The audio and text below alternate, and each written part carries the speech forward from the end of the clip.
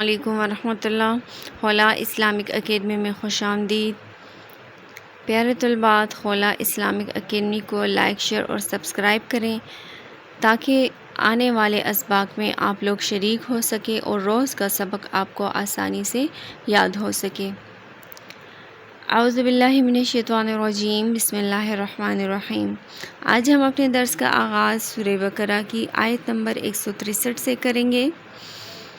وَإِلَٰهُكُمْ اور معبود تمہارا، وَإِلَٰهُكُمْ اور معبود تمہارا، الٰہٌ معبود، واحد ایک ہی ہے، اور تم سب کا معبود ایک ہی معبود ہے، لا نہیں ہے، الہ کوئی معبود، کوئی عبادت کے لائق نہیں، الا ہوا سوائے اسی کے، سوائے اس کے کوئی معبود برحق نہیں ہے، هو الرحمن وہ بہت رحم کرنے والا ہے، رحیم بڑا مہربان ہے، هو الرحمن وہی رحم کرنے والا ہے، رحیم بہت بڑا مہربان ہے۔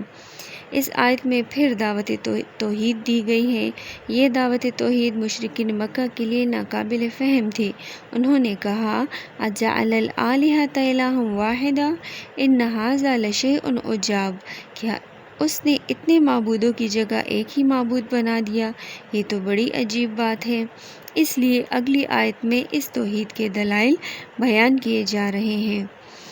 انا بے شک فی خلق السماوات پیدائش میں، خلق پیدائش میں، سماوات آسمانوں کی، والارض اور زمین کی، آسمانوں اور زمین کی پیدائش، واختلاف اور بدلنا، واختلاف اور بدلنا، لیل رات کا، والنہار اور دن کا، اور دن اور رات کا ہیر پھیر، دن اور رات کا آنا جانا، والفلکی اور کشتی، والفلکی اور کشتیوں کا، التی جو کشتیاں، تجری چلتی ہے، فی البحر سمندر میں، والفلکی اور کشتیاں، التی جو تجری چلتی ہے، فی البحر سمندر میں، بما اس مال کو لے کر، ان چیزوں کو لے کر، ینفع الناس جو نفع دینے والی ہے لوگوں کو، بما اس مال کو لے کر، ینفع جو نفع دیتی ہے ناس لوگوں کو، وما انزل اللہ اور جو اتارا اللہ تعالیٰ نے، وما انزل اللہ اور جو اتارا اللہ تعالیٰ نے، من السماء آسمان سے، من ماء پانی، فاحیا پس زندہ کیا، فاحیا پس زندہ کیا،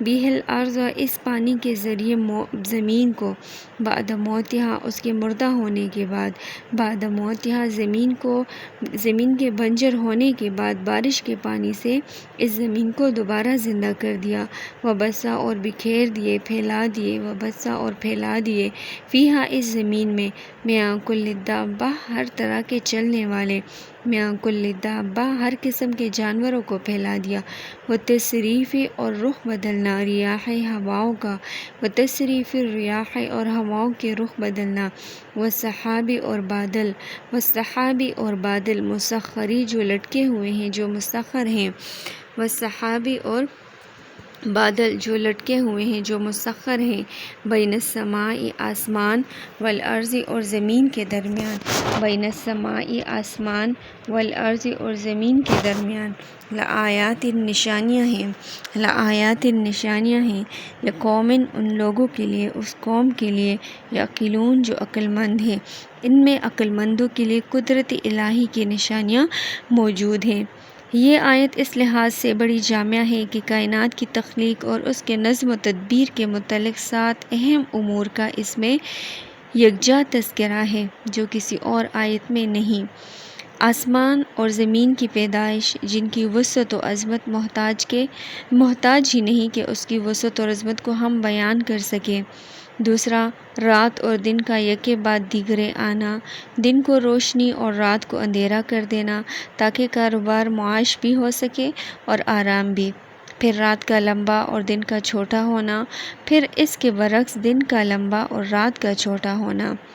سمندر میں کشتیوں اور جہازوں کا چلنا، جن کے ذریعے سے تجارتی سفر بھی ہوتے ہیں اور ٹنوں کے حساب سے سامان رزق و آسائش بھی ایک جگہ سے دوسری جگہ منتقل ہوتا ہے۔ بارش جو زمین کی شادابی اور رویدگی کے لیے نہایت ضروری ہے۔ ہر قسم کے جانوروں کی پیدائش جو نقل و حمل، کھیتی باڑی اور جنگ میں بھی کام آتے ہیں، اور انسانی خوراک کی بھی ایک بڑی مقدار ان سے پوری ہوتی ہے۔ چھٹا ہے ہر قسم کی ہوائیں ٹھنڈی بھی، گرم بھی، باراور بھی اور غیر باراور بھی، شرقی بھی ہیں، غربی بھی اور شمالاً جنوباً بھی، انسانی زندگی اور ان کی ضروریات کے مطابق۔ 7واں، بادل جنہیں اللہ تعالیٰ جہاں چاہتا ہے برساتا ہے۔ یہ سارے امور کیا اللہ تعالیٰ کی قدرت اور اس کی وحدانیت پر دلیل نہیں ہے؟ یقیناً دلائل ہیں، یہ سب اللہ تعالیٰ کی موجودگی کے دلائل ہیں۔ کیا اس تخلیق میں اور اس نظم و تدبیر میں اس کا کوئی شریک ہے؟